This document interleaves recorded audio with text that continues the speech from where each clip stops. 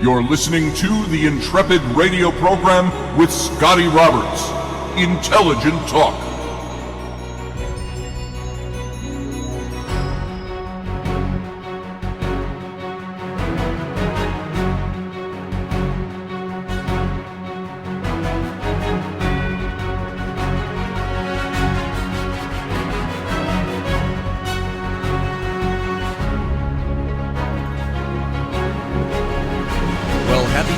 Evening, folks. This is Scotty Roberts. Yes, it's Tuesday. Hope you had a great Memorial Day weekend yesterday and got out in the sun a little bit. We did. It was supposed to thunderstorm here. It was the prediction for days, and it was actually a really nice day yesterday. By the way, I'm Scotty Roberts. You're listening to the Intrepid radio program right here on the Odyssey Radio Network. That's ODYSY1.com. Go on over and see all the goodness that is Odyssey Radio. At the same time, you can come over to my YouTube channel, watch the YouTube simulcast in video of this broadcast while you're listening to Odyssey Radio, and join the chat room. It's a live chat room. It's going on right now. Come on over and join the Intrepid family over at youtube.com/Mr. Scotty Roberts. And I have to say, too, that you can find the archives in video with the replayed chat room. It's not a chat room you can join, but the replayed chat room on every one of our episodes for the last year over on YouTube. And by the way, this Thursday, I want to remind you, Thursday night, the 28th, will be our 200th episode. You know what? Because we didn't do an episode yesterday, that might have moved to Friday the 29th.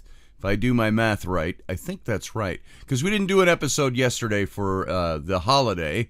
I took a day off, which is nice to have every now and then.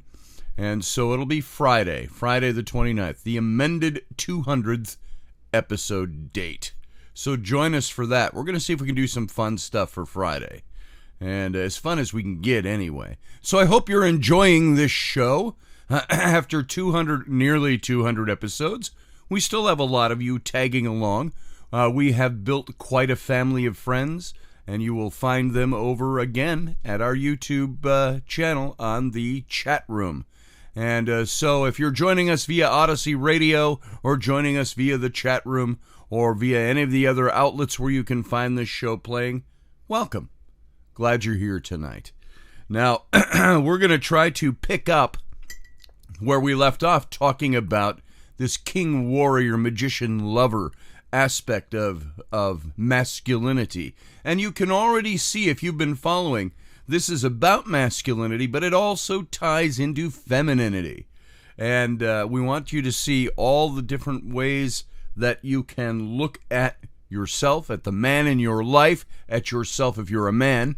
You can, and I'm not even going to get into the minutiae of trying to figure that all out. You get the idea. It's about masculinity, but it covers a lot of bases when it comes to psychology and our psyche and the things that make us up. And so I hope you're enjoying this series. We're going to go on with this until we're done with it, till we've tapped as much as we can to the nth degree. And so tonight, in picking up where we left off, if you remember, we were talking about boy psychology. And we were talking about how Jung viewed the divine child differently. And they don't see it in largely pathological terms, Jungians, but they believe that the divine child is a vital aspect of the archetypical self. The self with a capital S, because it's different from the ego, which is the self with a small s. So are you ready? Those are the juices we're jumping back into now. Get your brains on for this. Add what you want to add in the chat channel over on YouTube, and join the discussion, and let's roll. Now, we went from talking about this, these different schools of psychoanalysis, that believe each have their own thing that they deliver to the argument, but each picks up on two different aspects of this energy. The one integrated and unified, and the other is the shadow side. These are the two aspects that are being picked up about this boy psychology, the divine child aspect. And the divine child renews us, helps keep us young at heart, which we talked about on Sunday a little bit, off the record, off the radio show. And at the base of the triangle, we learned that we can call what we can call the High Chair Tyrant is what's at the base, and the weakling prince. And these are things that make up parts of the boy's psychology. So let's look first at the High Chair Tyrant. The High Chair Tyrant is epitomized by the image of the little Lord Fauntleroy. This is where we ended, by the way, last Friday. The little Lord Fauntleroy sitting in his high chair, banging his spoon on the tray, screaming for his mom to feed him, to kiss him, to love him, to attend to his every need. And like a dark version of the Christ child, he's the center of the universe. Others exist only to meet his all-powerful needs and desires. But when the food comes, it often doesn't meet his specifications. It's not good enough. It's not the right kind. It's too hot. It's too cold, too sweet, too sour. So he spits it on the floor and throws it across the room.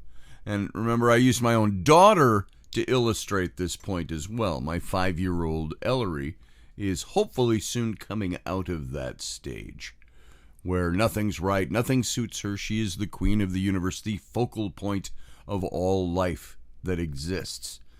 Now, if the High Chair Tyrant becomes sufficiently self-righteous, there's no food, no matter how hungry he is, that's going to be adequate.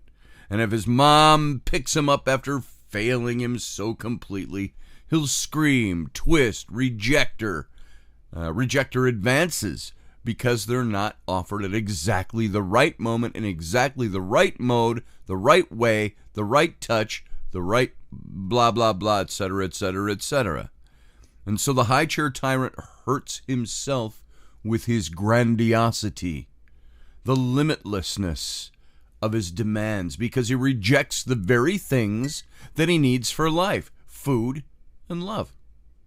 So characteristics of the High Chair Tyrant include arrogance, what the Greeks called hubris, or overweening pride, childishness in the negative sense, and irresponsibility, even to himself as a mortal infant who has to meet his biological, his psychological needs. All these things need to be met, but he rejects them.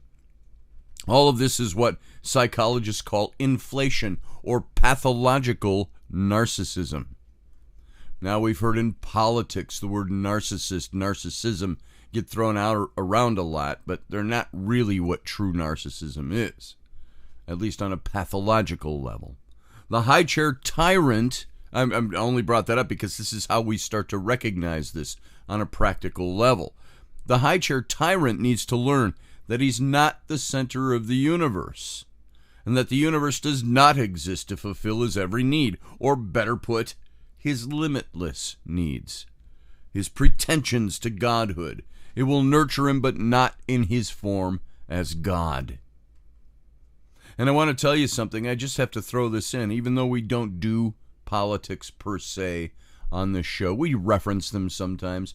If you're a person who thinks that the current president, Donald Trump, is a narcissist, then you need to go study a bit deeper, learn a bit more about what narcissism truly is, and then compare it to who the man truly is in the office. That's all I'll say about that. So, let's move on. The High Chair Tyrant, through the Shadow King, might continue to be a ruling archetypical influence in adulthood for this child. And we all know the story of the promising leader, the CEO, or the presidential candidate who starts to rise to great prominence and then shoots himself in the foot. He sabotages his success, and he crashes to the earth. He sabotages everything that he has tried to put together to show what he is bringing to everybody else and how great he is for you to elect. And the ancient Greeks said that hubris is always followed by nemesis. The gods always bring down those mortals who got too arrogant, too demanding, too inflated. Look at Icarus, for instance. Do you remember off the top of your head who Icarus is? Icarus made wings of feathers and wax in order to fly like the birds, the real gods, or read gods in there. And then in his inflation, and against his father's warnings, he flew too close to the sun. The sun, in its heat, melted the wax, the wings disintegrated, and he plummeted into the sea. Now, we're familiar with the saying, power corrupts, and absolute power corrupts absolutely. King Louis XVI of France lost his head because of his arrogance. Often as we men rise in the corporate structure, as we gain more and more authority and power, and plug yourself into that scenario wherever you want, we gain more and more authority and power, the risk of self-destruction also rises. The boss who wants only yes men, who doesn't want to know what's going on, the president who doesn't want to hear his general's advice, the school principal who can't tolerate criticism from his teachers, all are men possessed by High Chair Tyrant riding for a fall. And the High Chair Tyrant who attacks his human host is the perfectionist. He expects the impossible of himself and berates himself, just as his mother did when he can't meet the demands of the infant within. The tyrant pressures a man for more and better performance. He's never satisfied with what he produces. The unfortunate man becomes the slave, as the mother was, of the grandiose 2-year-old inside of him. And he has to have more material things. He can't make mistakes. Therefore, he can't learn from them. And because he can't possibly meet the demands of the inner tyrant, he develops, in some cases, ulcers, gets sick. This is just a way of illustrating what happens to this kind of guy. He can't, in the end, stand up to the unrelenting pressure. And we men often deal with the tyrant by having a heart attack. Now, I don't think I had a heart attack and had open heart surgery to fix the problems because I was a tyrant. I believe mine came on for other reasons. But this happens to a lot of men. We go on strike against the tyrant. Finally, the only way to escape the little lord is to die. And when the high chair tyrant cannot be brought under control, he'll manifest in a Stalin, a Caligula, a Hitler, all malignant sociopaths, and will become the CEO who would rather see the company fail than deal with their own grandiosity, our own identification with the demanding God within. We can be little Hitlers, but we're going to destroy our countries in the process. It's been said that the divine child wants just to be and to have all things flow toward him. He does not want to do.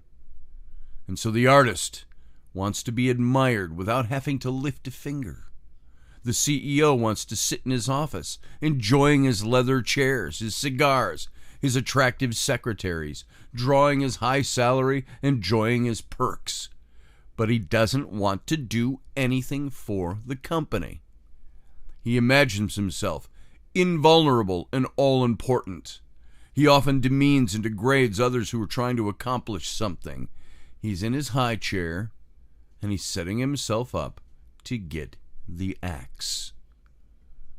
That is the high chair tyrant as he grows older. That is a problem that most men who suffer from this have as they grow older. And we've seen a lot of them. We know a lot of those people. Now, next we have the weakling prince. The other side of the bipolar shadow of the divine child is we had the first side was the high chair tyrant. Second side is the weakling prince. The boy and later the man who's possessed by the weakling prince appears to have very little personality of their own. He has no enthusiasms for life, very little initiative. And this is the boy who needs to be coddled. We know these kinds too. Who dictates to those around him by his silent or his whining and complaining helplessness. And he needs to be carried around on a pillow. Everything is too much for him. He rarely joins in the children's games. He has few friends. He doesn't do well in school. He's frequently hypochondriacal, if that's a word. Hypochondriacal. He's like a hypochondriac. He's meaning he's sick all the time. Anything makes him sick or tired or dirty or germy or whatever. His slightest wish is his parents' command. And the entire family system revolves around his comfort and his comfort alone.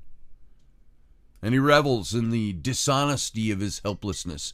However, in his dagger-like verbal assaults on his brothers and sisters, his biting sarcasm directed against them, and his patient manipulation of their feelings, because he has convinced his parents that he's a helpless victim of life and that others are picking on him. So when a controversy arises between himself and a sibling, his parents tend to punish the sibling and excuse him. So the weakling prince is the polar opposite of the high chair tyrant. And though he rarely throws the tantrums of the tyrant, he nonetheless occupies a less easily detectable throne.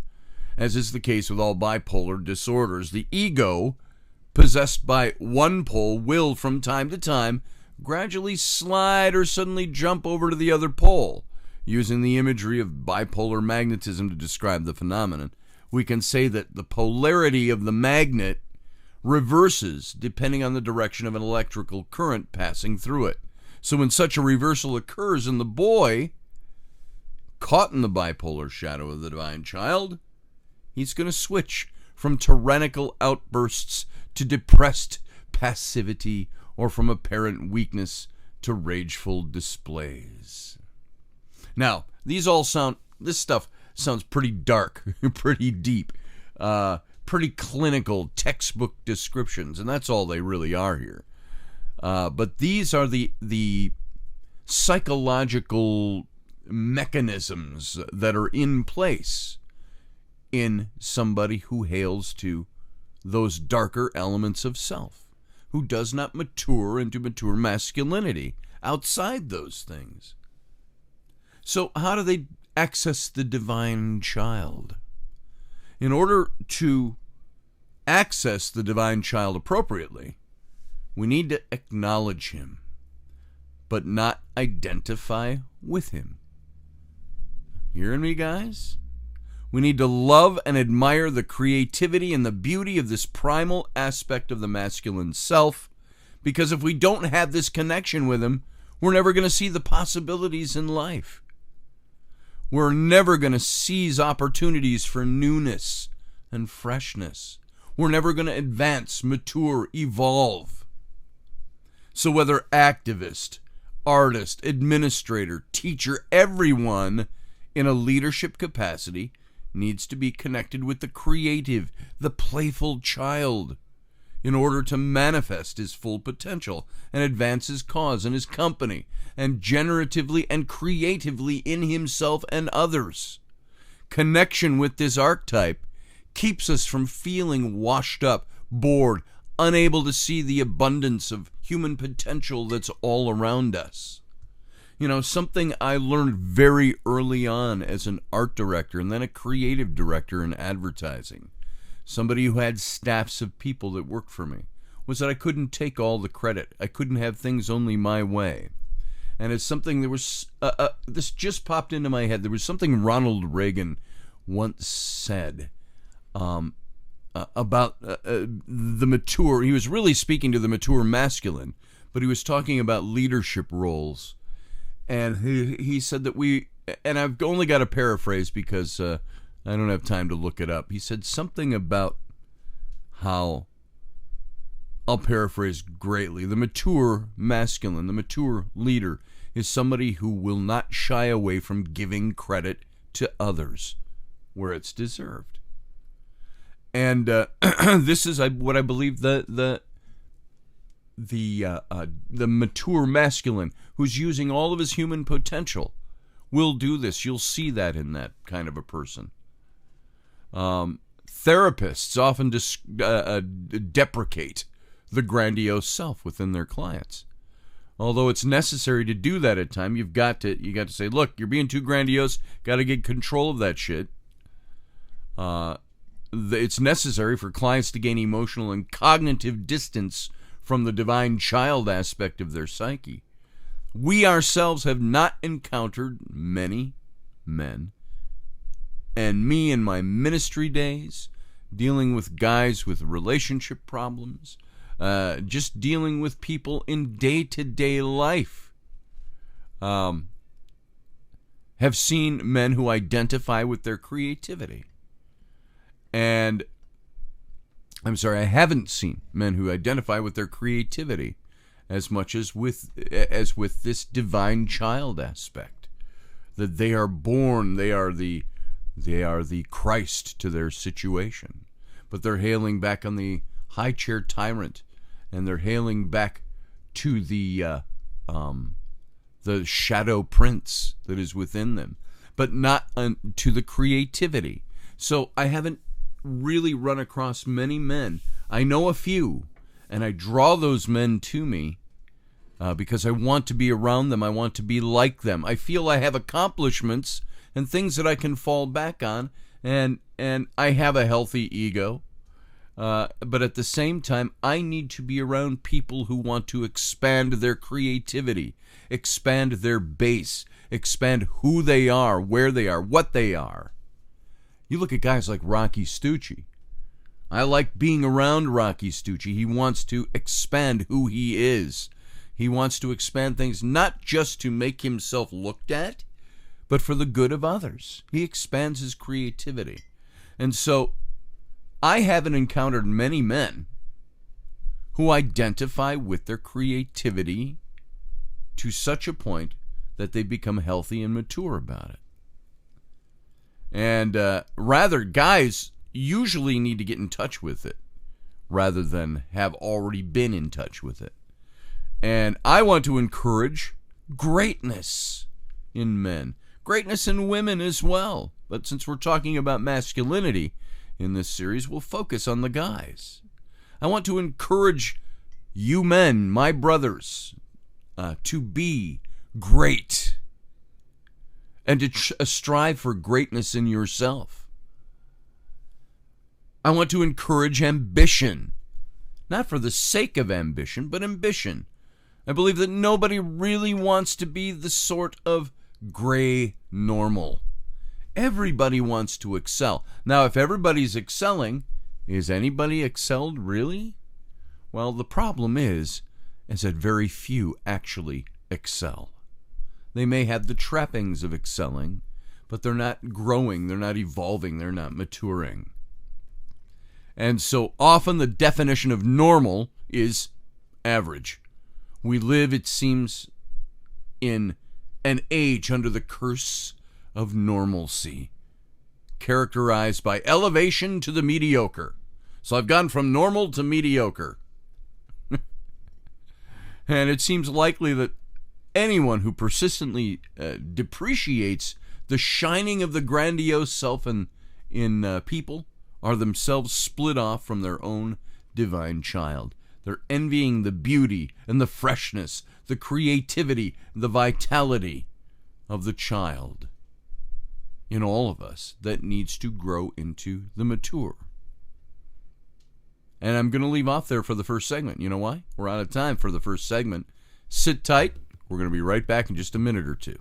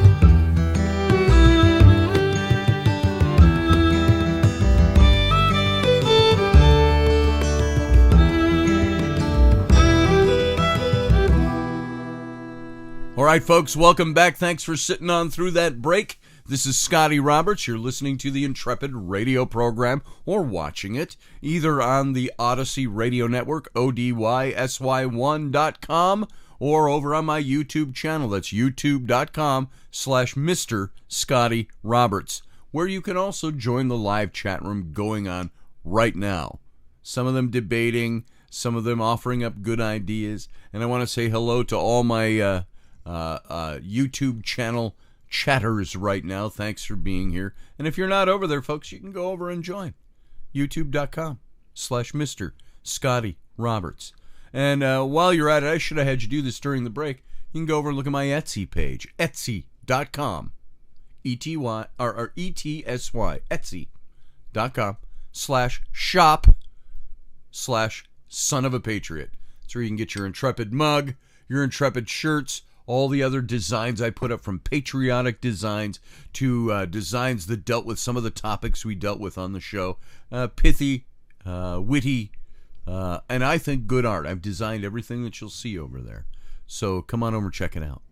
So we've said that therapists often look at men who have developed these things, and they try to take men down a peg that they think are doing the wrong things and acting the wrong ways. And there are many men out there who live, it seems to us, under this curse of normalcy. They don't believe they have greatness, or they believe where they are is in the normal. But really all they're striving to do is to become what ends up being mediocre. Are you striving for greatness? Are you striving to do better, to be better, to live by your creativity? Now, maybe we might feel we don't always have the ability to do that in our lives, in our jobs, in our families, and all of those things. And because men nowadays are stuck in the normal. And if you're stuck in the normal, you'll be nothing more than normal, average, perhaps mediocre if you get good at it. What do you need to do to strive to greatness is the question. And striving to greatness doesn't mean you're going to become the emperor of a vast empire. Not necessarily. But it might mean that on a even a metaphoric way, that you become great in where you are and what you do. The ancient Romans believed that every human baby that's born, they're born with what's called his or her genius, a guardian spirit that's assigned to them at birth. That's what genius was to the Romans. Roman birthday parties weren't held so much to honor an individual as to honor that person's genius, the divine being that came into the world with him or her. And the Romans knew that it was not the man's ego that was the source of his music, his art, his statecraft, or his courageous deeds. It was the divine child as aspect of the self within him. And so we need to ask ourselves two questions. The first is whether we are manifesting the high chair tyrant or the weakling prince. Not whether we are manifesting the high chair tyrant or the weakling prince, but how we're manifesting those things. Because we're all manifesting both to some extent and in some form. And at the very least, we all do this when we regress into our child, when we're fatigued or extremely frightened. The second question is not whether the creative child exists in us, but how we're honoring him or not honoring him. If we're not feeling him in our personal lives and in our work, then we have to ask ourselves how we are blocking him. There's a wonderful statuette of an ancient Egyptian magician and vizier, Imhotep, as a boy. Imhotep is sitting on a little throne reading a scroll. His face is gentle, it's thoughtful. but alive with an inner glow. His eyes look down at the written word he holds reverently in his hands. His posture shows grace, poise, concentration, self-confidence. It's not a true portrait. This statue is really an image of the archetype of the precocious child. The precocious child manifests in a boy when he's eager to learn, when his mind is quickened, when he wants to share what he's learning with other people. He wants to know the why of everything. There's a glint in his eye and an energy of body and mind that wants to share what he's learning with others. And it's in a world of ideas where he dwells, where he lives. His ideas. Now, I've always said ideas are meaningless unless you put feet to them and action to them and implement them. But the precocious boy has the ideas, a mind that shows he is adventuring in the world of ideas. And this boy, and later the man, wants to know the why of everything. He asks his parents, why is the sky blue? Why do leaves fall? Why is the grass green? Why do things have to die? He wants to know the how of things, and the what of things, and the where. And he often learns to read at an early age so that he can answer his own questions. He's usually a good student. He's an eager participant in class discussions. And this boy is often also talented in one or more areas. He may be able to draw and paint well, or play a musical instrument with proficiency. He may also be good at sports. The precocious child is the source of the so-called child prodigies.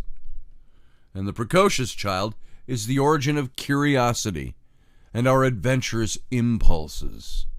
He urges us to be explorers and pioneers of the unknown, the strange and the mysterious, the strange new worlds, to seek new life. And he causes us to wonder at the world around us and the world inside of us. A boy for whom the precocious child is a powerful influence wants to know what makes other people tick as well as what makes himself tick. He wants to know why people act the way they act and do what they do, why he has the feelings he has.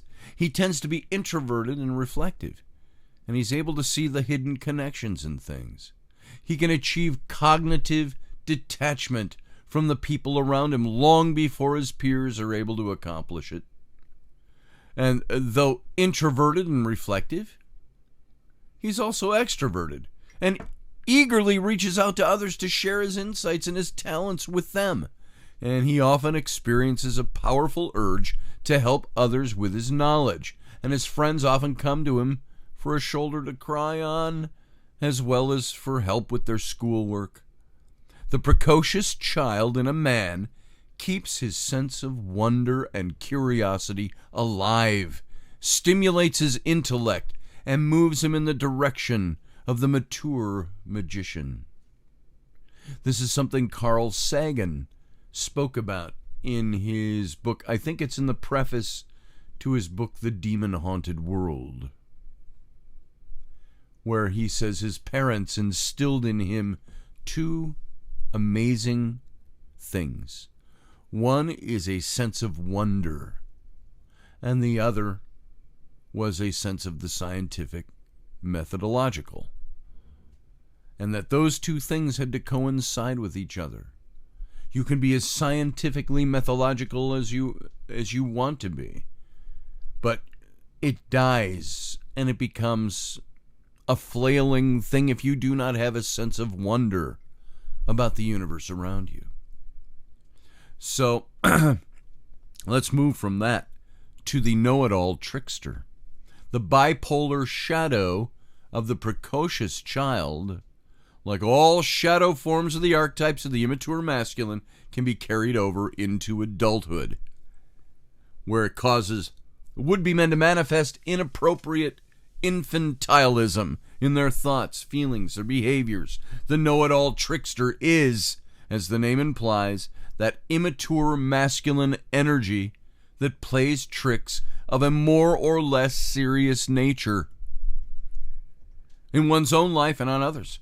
He is expert at creating appearances and then selling us on those appearances.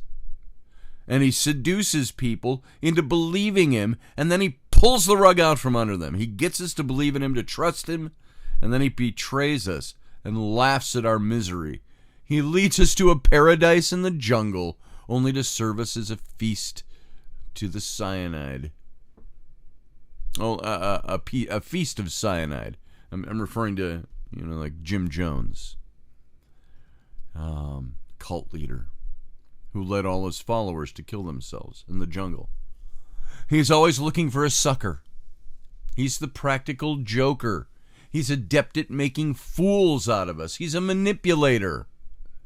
He would be the cult leader that sets himself, or the wannabe cult leader that sets himself up to be the end-all and the be-all of everything, of knowledge, of the way to live, of life itself.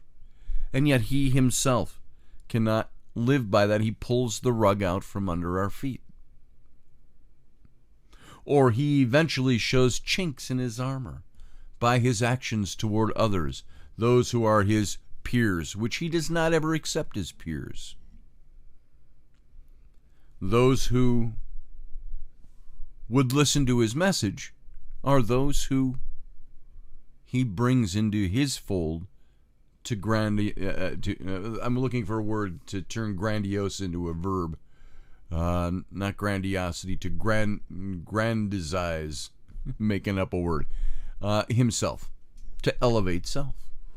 The know-it-all is that aspect of the trickster in a boy or in a man that enjoys intimidating others. The boy or man under the power of the know-it-all shoots off his mouth an awful lot. He's always got his hand up in class, not because he wants to participate in the discussion, but because he wants his classmates to understand that he's more intelligent than they are. Oh, teach, I got the answer to that. You're all wrong. Let me tell you how it is. He wants to trick them into believing that compared to him, everybody else is an idiot. Adult. The boy possessed by the know-it-all, however, doesn't necessarily limit his exaggerated precociousness to intelligent showmanship. He may be a know-it-all about any subject or activity. A boy from a wealthy English family came to the United States one summer to spend a month at a YMCA camp. He spent much of his time telling the other boys, whom he called plebes, all about his many travels in Europe and Asia, and his diplomat father, and how studied he is, how much research he's done, even as a young man. And when the other boys asked about details of this or that what foreign city, the English boy would respond with, "You stupid Americans.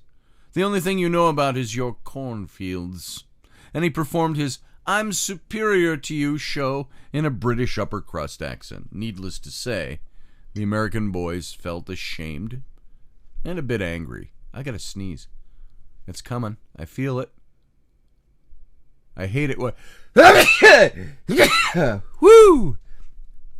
I hate suppressing that, even when I'm doing radio. Because you know how you suppress a sneeze? Ooh, got shivers all the way up my arms. That or there's a ghost in the room. Your whole face wants to explode on the inside when you suppress a sneeze. So I just let it come. Natural kind of guy that way. So the boy or the man under the power of the know-it-all makes many enemies. He's verbally abusive of others. He regards all of them as his inferiors. As a result, in grade school, he can often be found at the bottom of a pile of angry boys who are whacking away at him. And he comes away from these encounters with black eyes, but with a defiant conviction of his own superiority. In one extreme case that I've read about, the know-it-all boy came to believe that he was the second coming of Jesus Christ. The only thing he couldn't figure out was why no one seemed to recognize him. The know-it-all man, who's still possessed by his infantile shadow form of the precocious child, wears his superiority in his suspenders and in his business suits. He carries it in his briefcase and displays it in his "I'm too busy and too important to talk to you now" attitude. He's characteristically smug, often wears a cocky grin. He frequently dominates conversations, turning friendly discussions into lectures and arguments into diatribes. He depreciates people around him who don't know what he knows, or holds to the opinions that differ from his. Because the trickster is the umbrella complex under which the know-it-all operates. The man caught in this infantile influence is usually deceiving other people, and perhaps himself as well, about the depth of his knowledge or the level of his importance. You know, I sometimes catch myself doing that very thing, and I stop. When I start pontificating about something, and then, you kind of soak in it, and you go, oh, everybody's going, boy, you know a lot, man, you're wise. And you sit back sometimes, you go, man, I don't know nothing. I'm just regurgitating some information sometimes. I'm not really thinking through something. I have to catch myself and stop it. You have to humble yourself before life humbles you, before the universe humbles you. This is that trickster, the know-it-all trickster that's within us all. But he also has a positive side, this know-it-all trickster. He's very good at deflating egos, our own and those of others. And we often need deflating. He can spot in an instant when and in exactly what way we're inflated and identified with our grandiosity, and he goes for it in order to reduce us to human size and expose to us all of our frailties.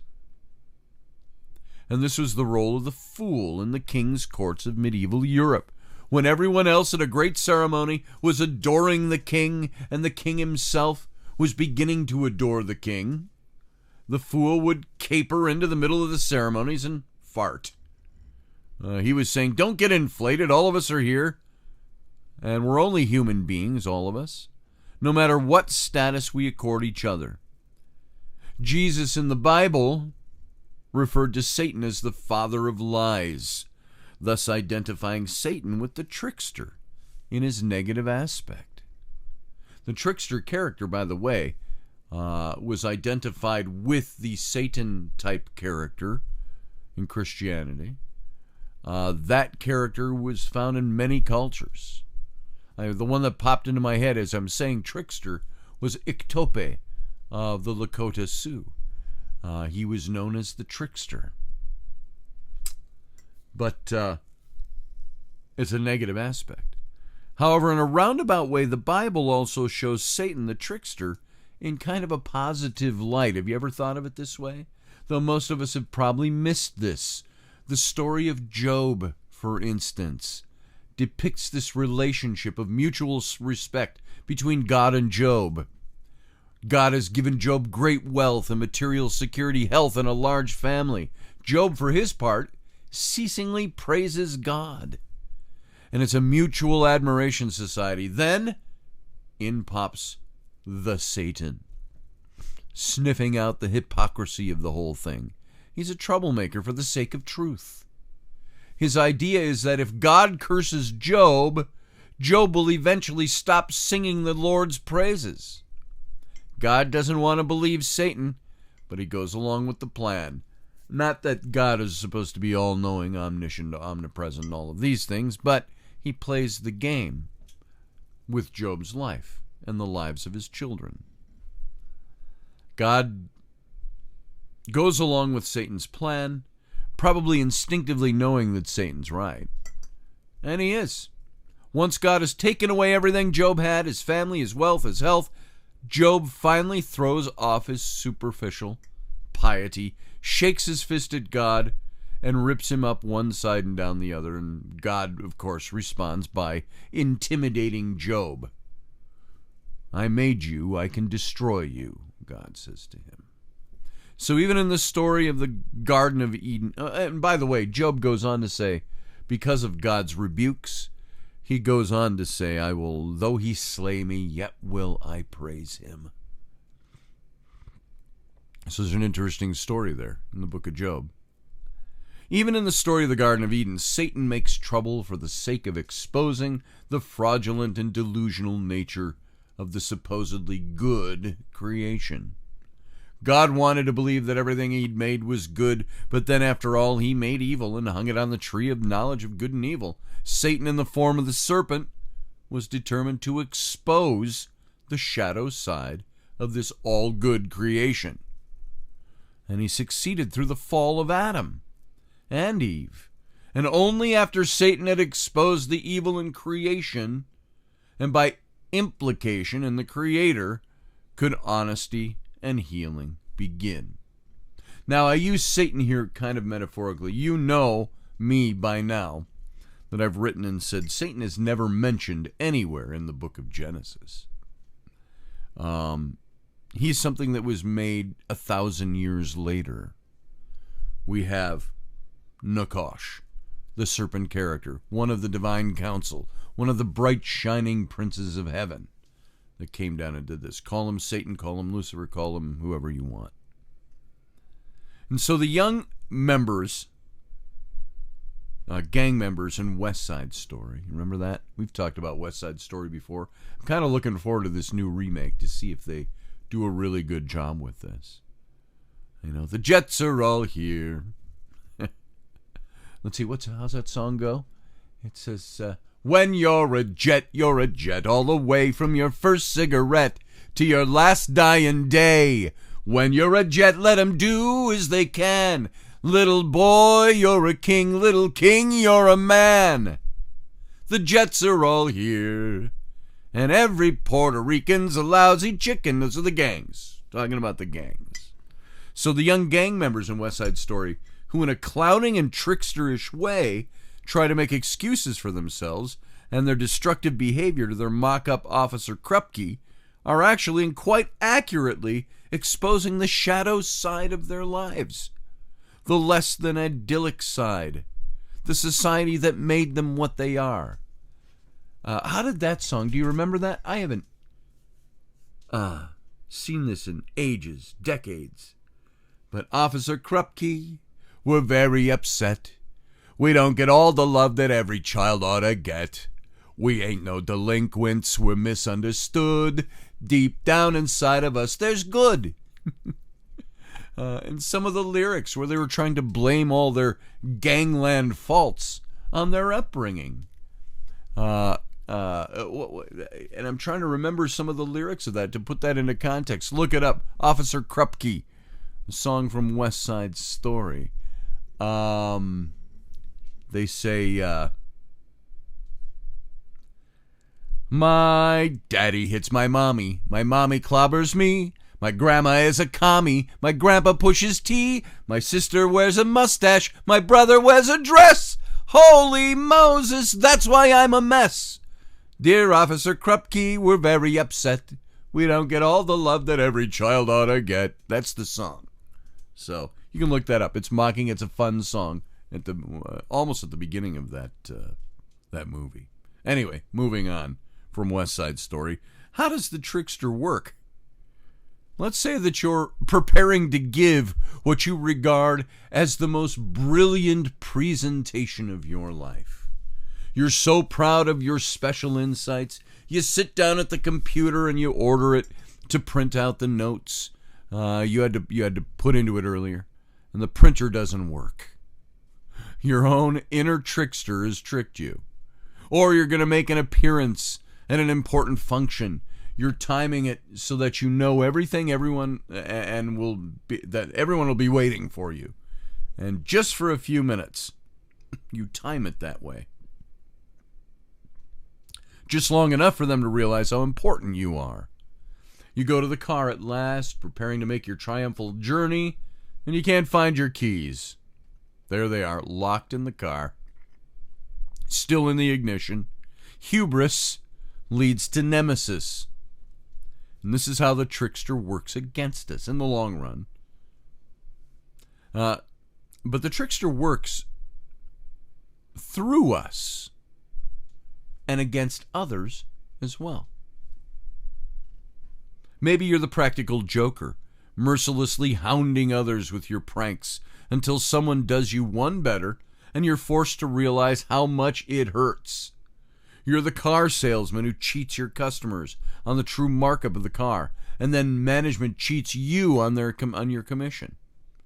We once knew a graduate student who was really possessed by this aspect of the archetype. This guy I knew couldn't stop exposing others' weaknesses through his charming and not so charming humor at their expense. He laughed at his professor's blunders in the classroom. He laughed when the president of the school stumbled over his words. He himself had political aspirations, hoping to create a student movement for his favorite cause, but he alienated the very people he needed as his supporters and his mentors. And his tricksterish behavior finally isolated in him and left him absolutely powerless.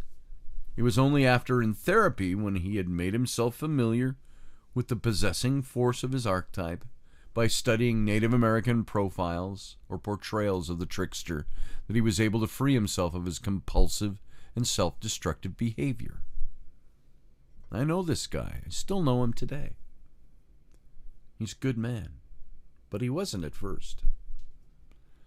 So perhaps the familiar trickster is in the Bible, in the story of Jacob and Esau. How Jacob he stole Esau's birthright through selling him a bowl of soup. Esau is out hunting, he's the great hunter, and Jacob was making a pottage, they called it, kind of a vegetable soup of some kind, stew, if you will. Esau is starving because he couldn't kill any animals. So Jacob says, I'll feed you from my pottage over here. Roots and junk all smashed up and made into a soup. I don't know how it tasted, but Esau said, feed me some of that. And Jacob told him, give me your birthright as the firstborn son, and I'll feed you so you don't starve. So it must have been a pretty extreme condition. And Esau follows through.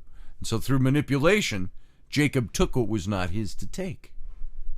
So we need to clearly understand this immature energy.